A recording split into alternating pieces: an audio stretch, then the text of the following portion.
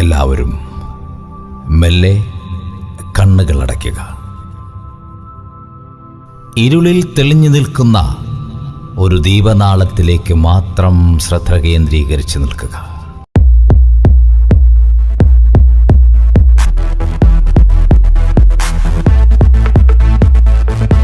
Sunil sir നയിക്കുന്ന online training പ്രോഗ്രാമിൻ്റെ 2ാമത്തെ ബാച്ചിൽ ഞാനും പങ്കെടുത്തിരുന്നു.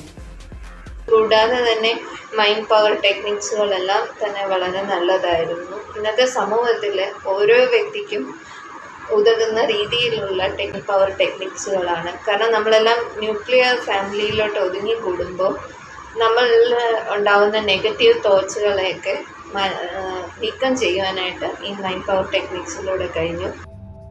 ഇപ്പോൾ